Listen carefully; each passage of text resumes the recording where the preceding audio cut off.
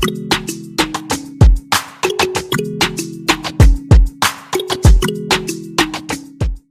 up everybody, welcome back to my channel. It's your girl Amanda, back at it again with another video. And in today's video we are going to be doing a Q&A. So if that's something that you want to hear, please stay tuned because you know you want to hear it. Okay, it's coming from me, it's coming from me.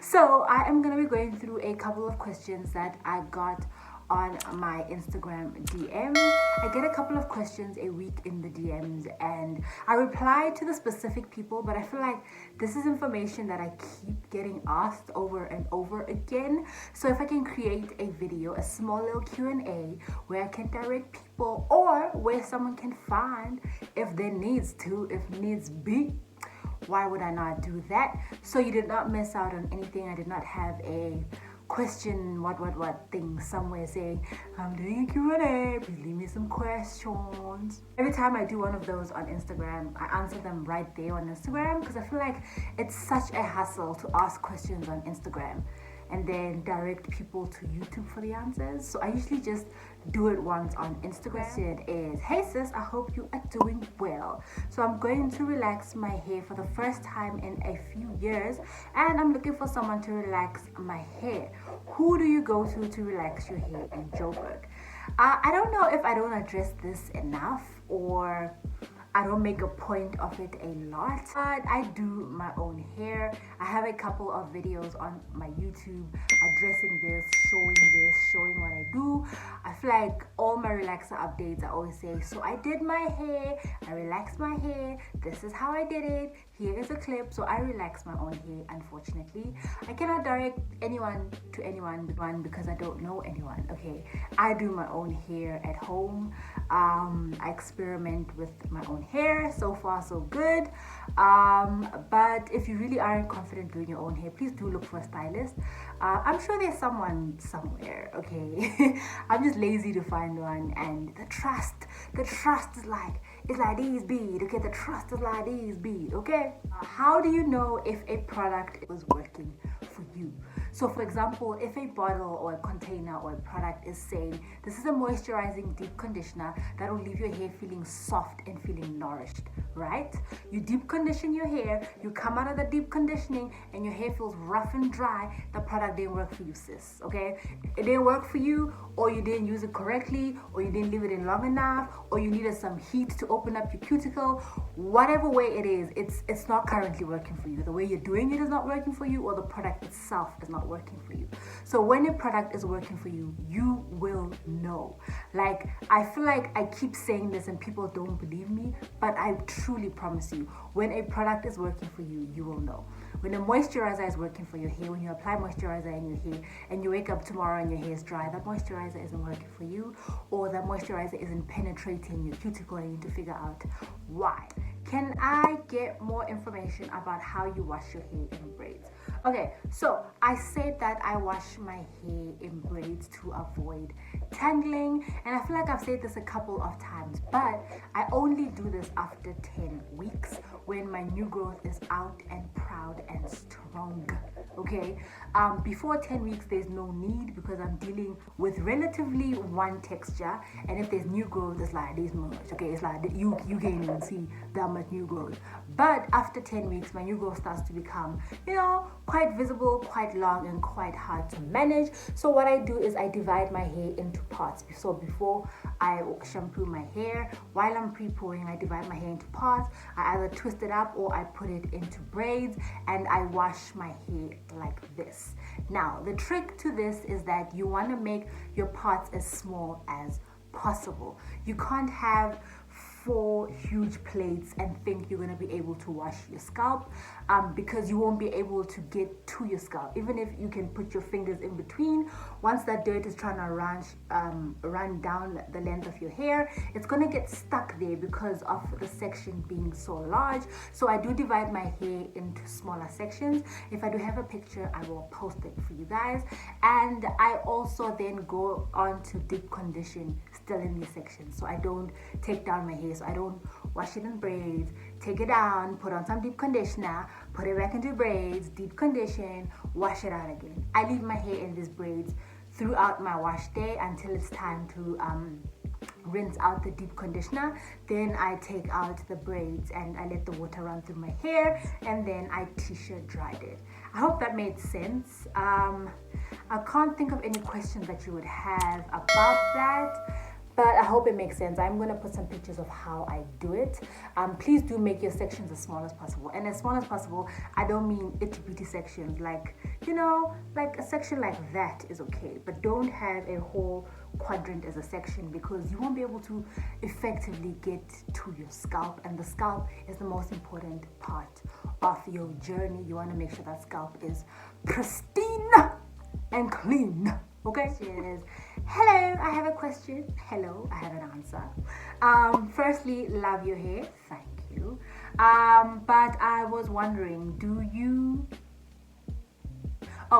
time how long you've left the relaxer in your hair from when you start putting it in? So the minute you put relaxer in your hair, you start the timer. So if you plan on leaving the relaxer in your hair for 15 minutes, it doesn't matter if that 15 minutes dings and you're here and you haven't touched here. Your time is up, you know?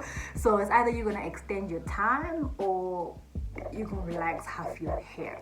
But from the minute I put in that relaxer, so from the minute I do these in the first section with the relaxer, my timer has started. So from the time I put the relaxer in my hair to smoothing out the relaxer to making sure all my hair has the relaxer to then washing it out is a full 25 minutes.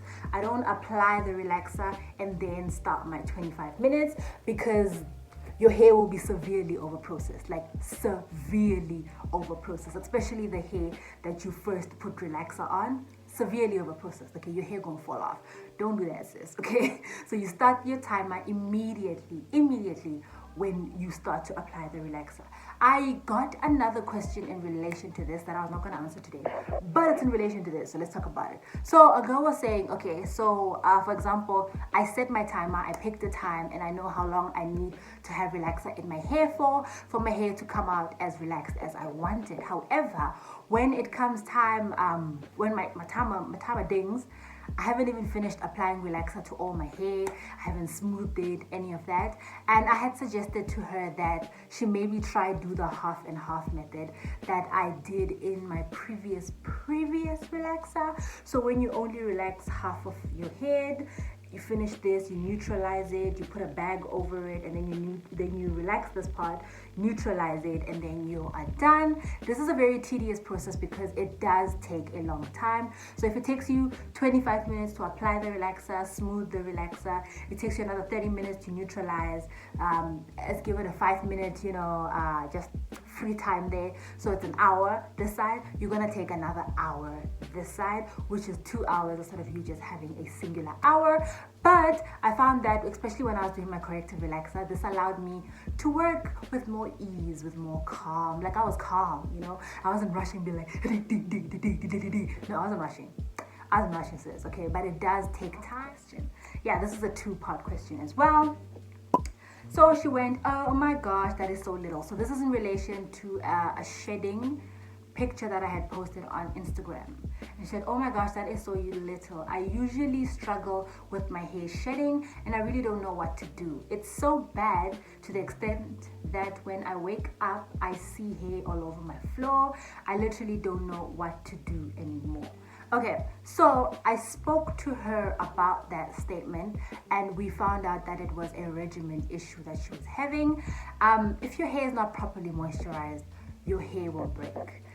If your hair or the product that you're using is not actually penetrating your hair and your hair is dry internally, your hair will break. If you stretch your relaxers too long, your hair will break. So you need to make sure that you have a proper moisturize and seal routine. You need to make sure that you're using deep conditioners weekly or bi-weekly. You need to make sure that your regimen is strict, especially with relaxed hair.